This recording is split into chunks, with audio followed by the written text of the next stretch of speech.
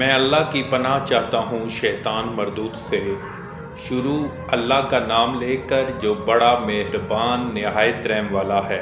السلام علیکم ناظرین، آج ہم بات کریں گے ایک ایسے نبی کی جسے اللہ نے ایک طاقتور، مالدار مگر غرور میں ڈوبی ہوئی قوم کی طرف بھیجا۔ یہ کہانی ہے حضرت صالح علیہ السلام اور قوم سمود کی، جنہیں اللہ تعالیٰ نے دنیا کی نعمتوں سے نوازا، مگر وہ شکر کی بجائے تکبر میں مبتلا ہو گئے۔ ناظرین، قوم سمود ایک طاقتور اور خوشحال قوم تھی جو حجاز اور شام کے درمیان وادی القرا میں آباد تھی۔ وہ پہاڑوں کو تراش کر گھر بناتے، سنگ مرمر کے محل بناتے اور اپنی دولت پر فخر کرتے۔ اللہ تعالیٰ نے اس قوم کو ہر نعمت عطا کی، لیکن وہ لوگ شکر کرنے والوں میں نہ تھے۔ ہمیشہ سے جو مظلوم ہے ان پر ظلم کرتے۔ اللہ تعالیٰ نے ان کو جتنی بھی نعمتیں عطا کیں، اس نعمتوں کا شکر کرنے کی بجائے وہ لوگ خود کو ایسا سمجھنا شروع ہو گئے کہ کبھی موت نہ آئے گی ہمیں۔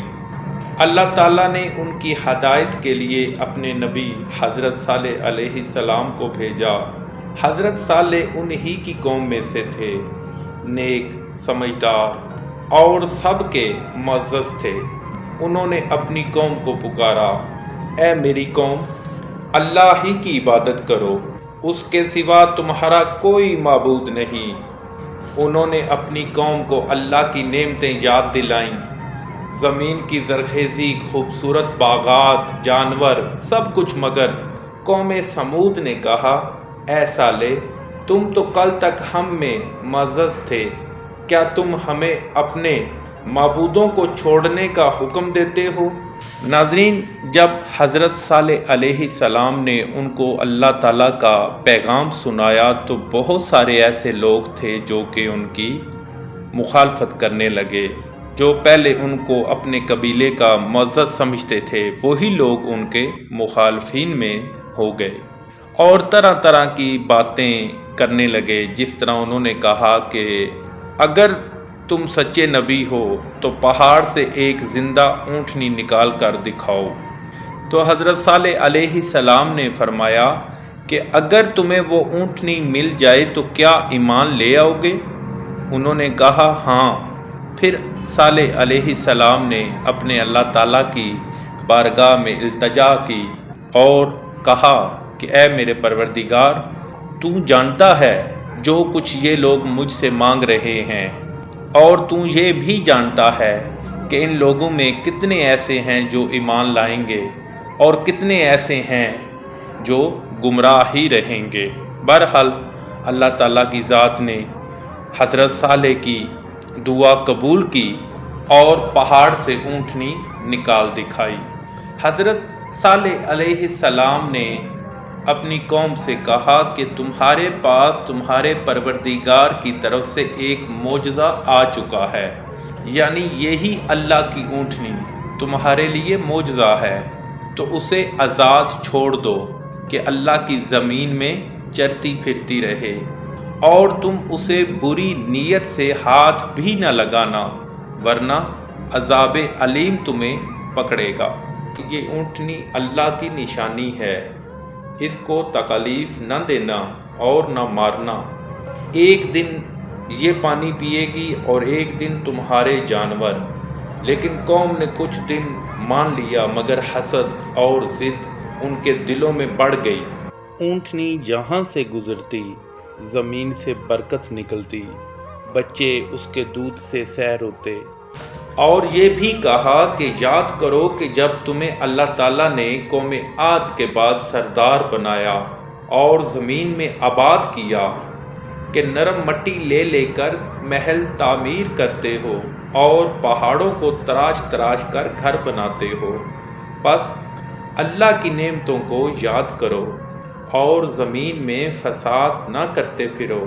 تو ان کی قوم میں سردار لوگ جو غرور رکھتے تھے، غریب لوگوں سے جو ان میں سے ایمان لے آئے تھے کہنے لگے بھلا تم یقین کرتے ہو کہ صالح اپنے پروردگار کی طرف سے بھیجے گئے ہیں؟ انہوں نے کہا ہاں، جو چیز دے کر وہ بھیجے گئے ہیں ہم اس پر بلا شبہ ایمان رکھتے ہیں۔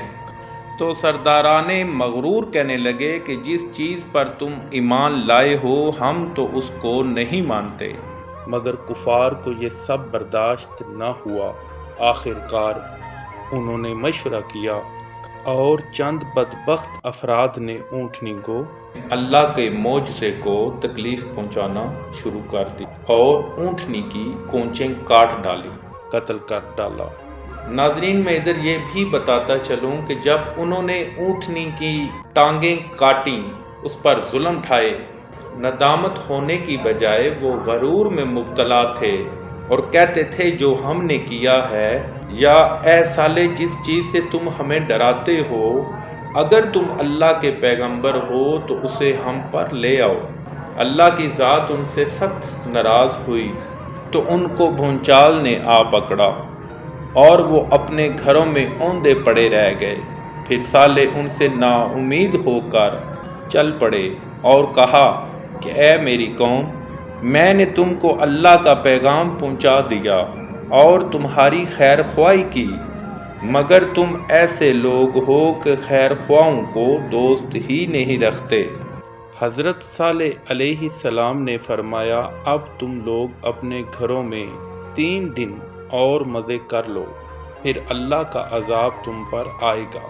3 دن گزرے، ان کے چہرے پیلے پڑ گئے، دوسرے دن سرخ ہو گئے، تیسرے دن سیاہ ہونا شروع ہو گئے، اور چوتھے دن صبح ہوئی تو زمین لرز اٹھی، آسمان سے چیخ آئی اور وہ سب کے سب ہلاک ہو گئے۔ ناظرین، یوں ایک طاقتور، مالدار، مغرور قوم ہمیشہ کے لیے مٹ گئی، صرف اس لیے کہ انہوں نے اللہ کی نشانی کو جھٹلایا اور نبی کی نافرمانی کی۔ حضرت صالح علیہ السلام کی قوم آج نہیں رہی، مگر ان کے کھنڈرات آج بھی موجود ہیں، خاموش گواہی دیتے ہوئے کہ اللہ کے نبیوں کی نافرمانی کا انجام ہمیشہ تباہی ہے۔ اے سننے والے، غرور نہ کر، دولت پر فخر نہ کر، بلکہ اللہ کے نبیوں کی تعلیمات پر عمل کر تاکہ ہم اللہ کے عذاب سے بچ سکیں۔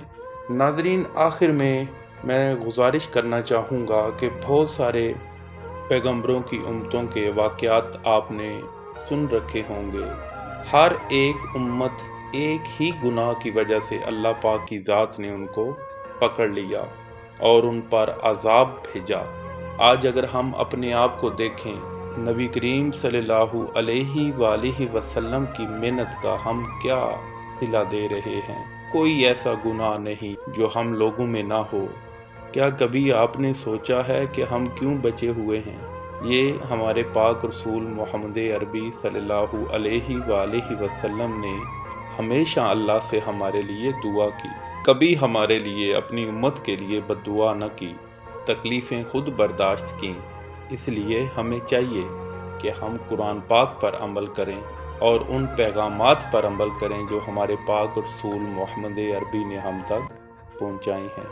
اللہ ہمیں اپنے انبیاء کے راستے پر چلنے کی توفیق عطا فرمائے۔ دعاؤں میں یاد رکھیے گا۔ انشاءاللہ تعالی بہت جلد اپنی اگلی ویڈیو میں ملاقات ہوگی۔ اللہ حافظ۔